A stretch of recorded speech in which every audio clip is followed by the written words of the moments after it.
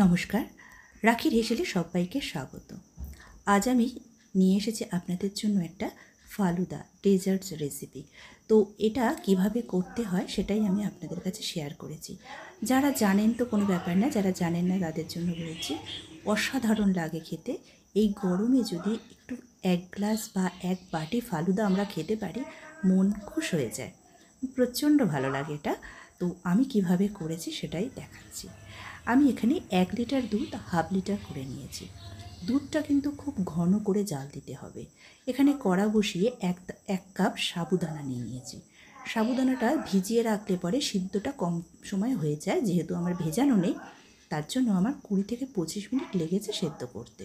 এখানে বেশ অনেকটা জল দিয়ে সাবুদানা বসিয়ে দিলাম। সাবুদানাটা যতক্ষণ না সেদ্ধ হয় ততক্ষণ আমি ফুটিয়ে নেব। আর যখন দেখবেন সাবুদানাগুলো একটু সাদাটা কালারটা চেঞ্জ হয়ে গিয়েছে, তাহলে বুঝতে পারবেন যে সাবুদানাটা সেদ্ধ হয়ে গিয়েছে। আর নয়তো হাত দিয়ে তুলে একটু টিপে দেখে নেবেন যে সেদ্ধ হয়েছে কিনা, তাহলেও হয়।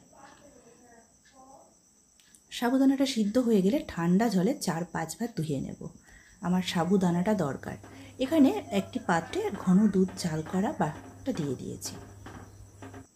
জাল করা দুধটা দিয়ে তার মধ্যে আমি দিয়ে দিলাম দুধটা আরও ঘন করার জন্য মিল্ক পাউডার। এতে কি হয়, দুধটা খুব বেশি জাল দেওয়ার প্রয়োজন হয় না, তখন আমি দুধটা আরও ঘন হয়ে যায় মিল্ক পাউডার দিলে, আর তাতে স্বাদটাও অনেক বাড়ে। দুধটা ফুটছে আর তার মধ্যে আমি ধোয়া সাবুদানাগুলো দিয়ে দিলাম। এবার সাবুদানা দিয়ে একটু জাল করে নেওয়ার পর 1 বাটি চিনি দিয়ে দিলাম। চিনিটা এখানে দিতে হবে এই কারণে, আপনারা যারা মিষ্টি বেশি খান তারা বেশি দেবেন, আর যারা কম খান একটু কম দেবেন, তাই ওটা নিজেদের আন্দাজ মতনই দেবেন। তারপর এখানে ঢেলে নিচ্ছি একটি পাত্রে সাবুদানা ওই জাল করা ওটা। এবার তার মধ্যে আমি দিয়ে দিচ্ছি ফল এখানে আম দিলে খুব ভালো হয়, কিন্তু আম আমার বাড়ি নেই বলে আম আর দিতে পারলাম না। আমার ঘরে যে ফলগুলো ছিল সেটাই দিয়েছি। অনেক রকম ফল দেওয়া যেতে পারে, বেদানা, আম, আঙুর, কমলালেবু, সব, কলা, যা ফল ঘরে থাকবে সেটাই দিয়ে দেবেন। যাই দেবেন খুব ভালো লাগে। আর এটা অবশ্যই ঠান্ডা করতে হবে, ঠান্ডা করে দিতে হবে। এখানে আমি দিয়ে দিলাম আঙুরগুলো আমি লম্বা লম্বা করে কেটে নিয়েছি। আপনারা যেভাবে পারেন ছোট টুকরো করে কেটে নেবেন। গোটা আঙুর কিন্তু অবশ্যই দেবেন না, আঙুরগুলোকে কেটে নেবেন। আমি এখানে কলা দিচ্ছি। অনেকে কলা পছন্দ করেন না, যারা করেন না দেবেন না। এখানে আপেল কুচো করেছি, আপেল দিচ্ছি।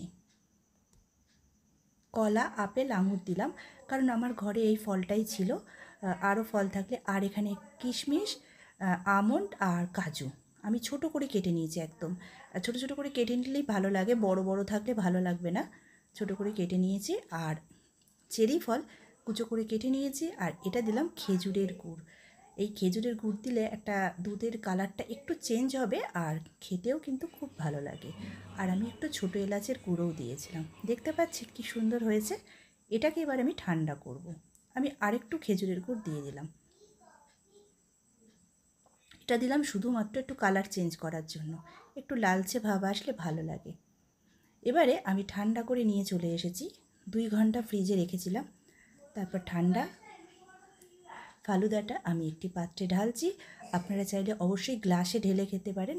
আর আমি চেরি ফলগুলো কুচো কুচো করে কেটে ওপর থেকে ছড়িয়ে দিলাম, শুধু দেখতে ভালো লাগার জন্য। আর এমনিতেও চেরি ফল খেতে আমরা কিন্তু পছন্দ করি। কেমন লাগলো এই ডেজার্টটা অবশ্যই একবার করবেন। ফালুদা খেতে আমরা প্রত্যেকে পছন্দ করি, আর একটু বরফ কুচি দিলেও খুব ভালো লাগবে।